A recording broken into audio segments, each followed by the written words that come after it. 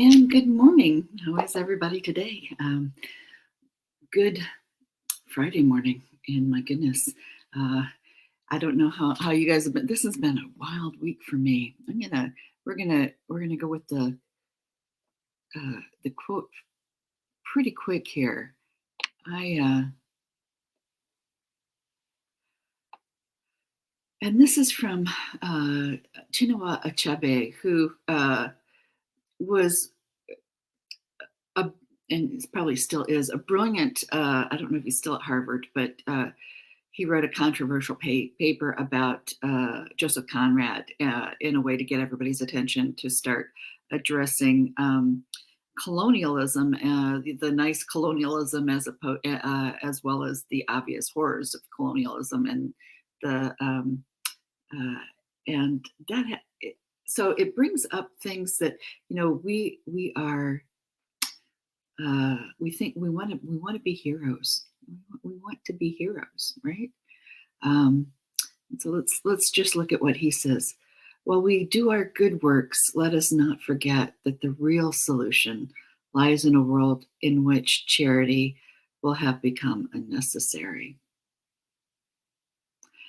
And there's a few things to unpack there. One of the other quotes that kind of comes to mind is from Desmond Tutu, who said, I'm paraphrasing, after a while, you've got to take a moment, break from pulling people out of the river and look upstream to see what's throwing them into the river, right?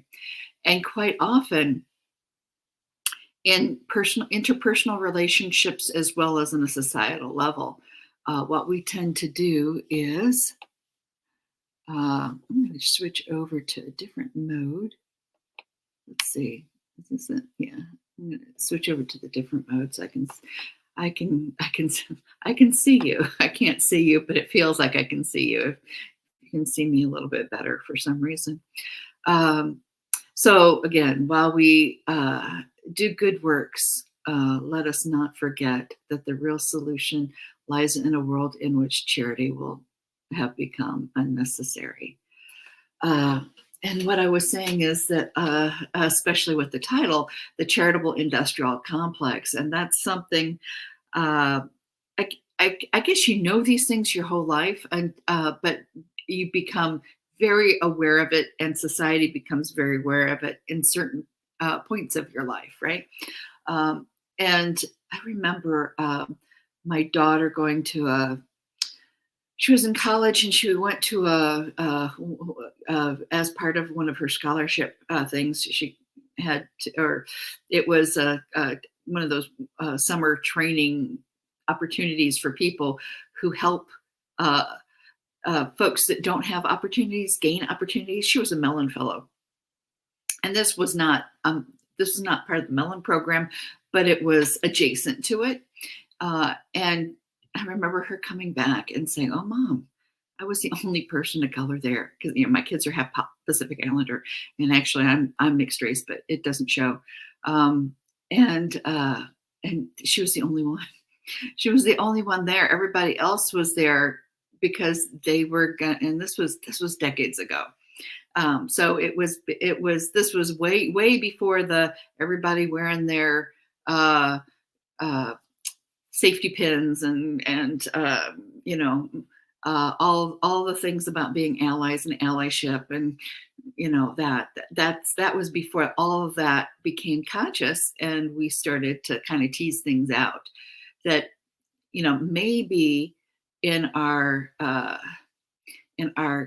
striving to become the hero, we need to have somebody to save, and we are inadvertently helping to perpetuate the problem that needs solving. And like I said, I see that I see it so often in so many ways, most of it very unconscious. Most of it is stuff that we're not aware of. Most of this is not because we're evil people bent on world domination. We just happen to be meshed in systems that are out for world domination, and sometimes we're a player, a, a player when we don't understand we're a player, and our intent may be honorable, but that doesn't mean the outcome is uh, is desirable. You know. So while we do good works, let us not forget that the real solution lies in a world in which charity will have become unnecessary. In other words, if I'm giving to you right now, it's an act of kindness. It's not an act, and this is another thing that you see a lot. It's not an act of.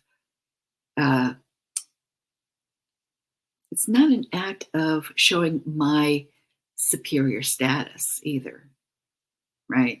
If I'm going to give, I'm going to give to somebody, or I'm going to give to somebody or something or some whatever that I need to be able to give to them and honor them for who they are, where they are at, and not because I'm trying to make myself look holy, look worthy, look better at their expense, right?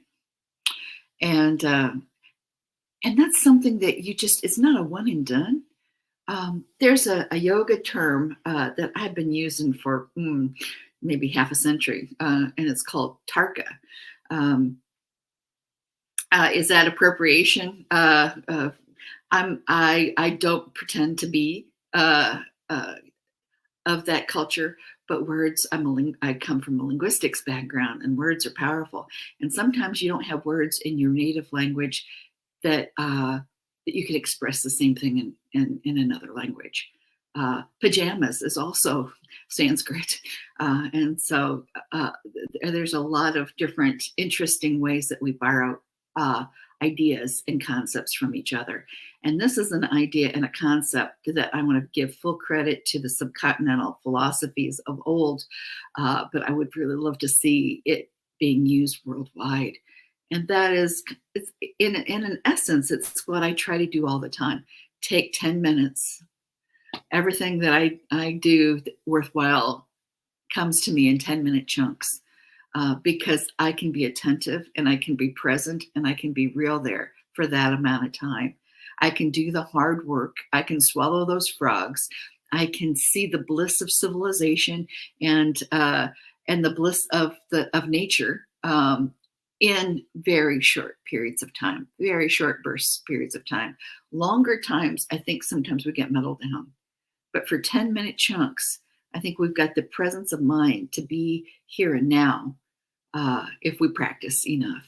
And what Tarka is, it's at the end of the day, taking your bath, shaking off the day, shaking off all the stuff that happened that day, but also reviewing what went well, what could I have done better, how did I purposefully or inadvertently cause this or that to happen, right?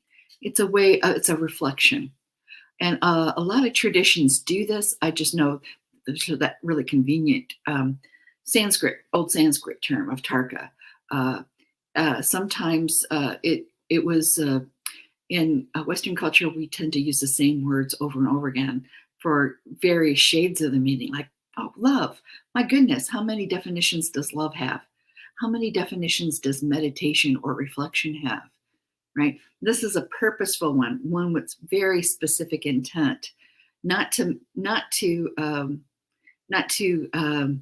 make yourself feel bad, not to congratulate you on how wonderful you are, glorify yourself, but to take a realistic look in the mirror and change what needs to be changed, and nurture what needs to be nurtured.